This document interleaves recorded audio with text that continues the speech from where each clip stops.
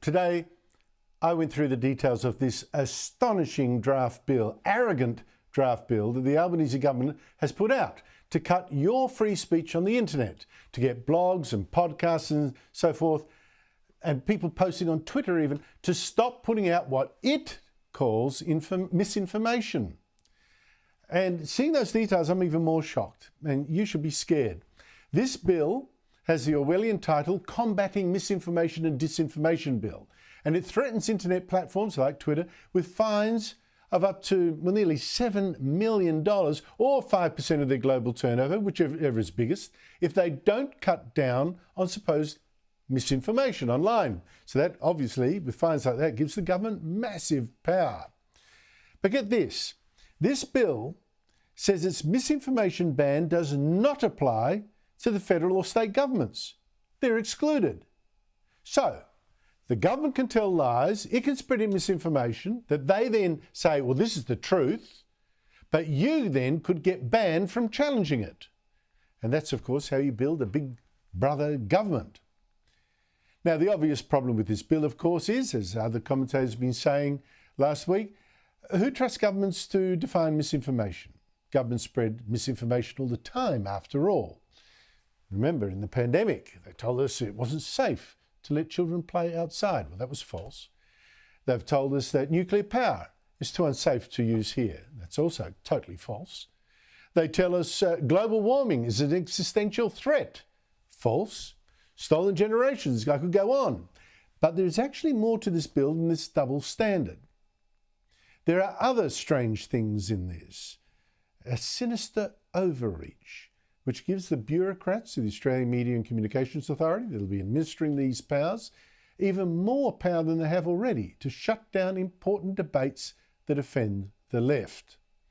Now, this draft bill defines misinformation as information on the internet that, for instance, is false, misleading or deceptive and reasonably likely to cause or contribute to serious harm. Oh, harm. What is that exactly, you might ask? And then things get really shady. The bill says harm means, among other things, information that could cause hatred against a group on the basis of ethnicity, nationality, race, gender, sexual orientation, age, religion, etc. And you can see exactly where that's going. That list, as I found already, can make it very dangerous to discuss, for instance, dangers of multiculturalism, dangers of a certain faith, ethnic crime, whites pretending to be Aboriginal. Could cause hatred, you're banned. But this bill says that harm also means internet posts which disrupt public order or society in Australia. What on earth does that mean? Does it mean, for instance, that we can't discuss protests against governments that have gone crazy, gone too far, like by imposing lockdowns? But even more extraordinary is this. Have a look at this. The Albanese government's misinformation bill says it's cracking down on misinformation on the internet which causes harm to the Australian environment. Seriously? And there are no prizes for guessing exactly how activists are going to use that. They're going to argue, as we've seen similar things in the High Court, haven't we?